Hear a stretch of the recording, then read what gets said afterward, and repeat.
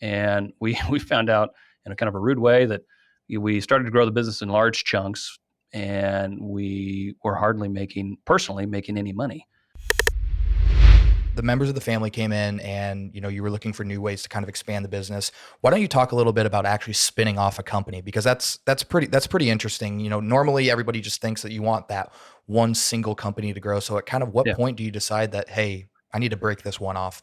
Sure. Sure. Great question. So we had a physical product distribution company, and the thing we learned pretty quick after originally when we got together, we said, "Oh, let's just grow this company." Like you said, that's kind of the default answer for everybody is take your one company and grow it. But in the physical product space, your big hurdle is cash flow that revolves around inventory growth. Hmm. So when you add a new client, you really got to hold more inventory to support that client, that customer. And we found out in a kind of a rude way that we started to grow the business in large chunks, and we were hardly personally making any money. We were paying our employees. Everybody's busy. Everybody's happy. But at the end of the year, when the dust settled, all of our money as ownership was wrapped up in inventory growth.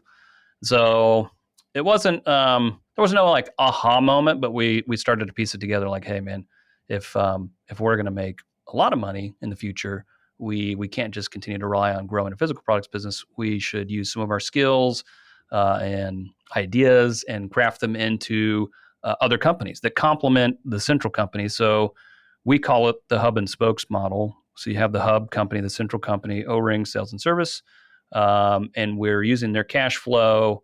We slowed the roll on growing that company, but we're using the cash flow and the landscape and the environment to make complementary businesses that are tangential. So they use the same, like our B2C company uses the same supply chain that we already have. We're just buying different products, speccing in different products.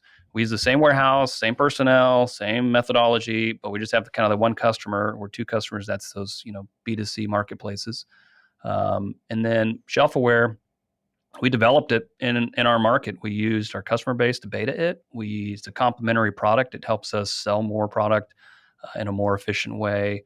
And so that too is a very tangent company, and it's just worked really, really well. It also gives my brother-in-laws and I opportunities to grow and lead something independently. So we're able now to work together and stay happy with each other because we're staying in our own lanes. So I'm more passionate about the startup side of things and plowing new ground and taking new territory. I'm very much the out front guy, and so I was the natural fit to run and pursue shelf-aware. I have another brother, Jay, who's extremely analytical, so he was wonderful for the Amazon Marketplace because the rules change on that like all the time. And Yeah. so he's constantly analyzing, are we making money, or is Jeff Bezos just taking us to the cleaners? And so he was a great fit for that. So he runs that company.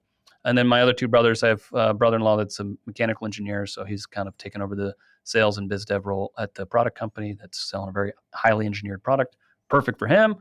My last brother-in-law, Adam, he runs O-Ring, kind of a general manager. He doesn't like to get out there. He's much more the introvert, so it's perfect for him. So it's not only provided us with great opportunities to grow revenue in a differentiated way, made us more bulletproof, but it's also given us all avenues to express our passions and interests in different ways. So, I mean, if you own a family business and you're working with your family, I highly recommend this hub and spokes model.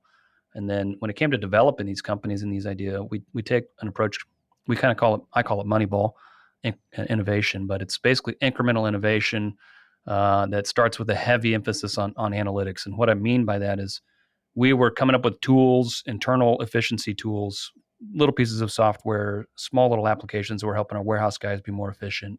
And early on, my oldest brother-in-law, Adam, developed a whole series of analytics that helped us analyze if these innovations were beneficial or if we were just tearing up a process and putting more complexity that was unnecessary and wasn't beneficial. So we had a very analytical approach to rolling out these innovations. It would help us realize quickly if there was any return on our investment, if the process was better or worse. We'd make quick pivots and changes to it. And we use this kind of incremental innovation approach to slowly roll out a long series of internal innovations. Many of those were wildly successful, set the stage for us to roll out our first big external innovation, which was shelf-aware.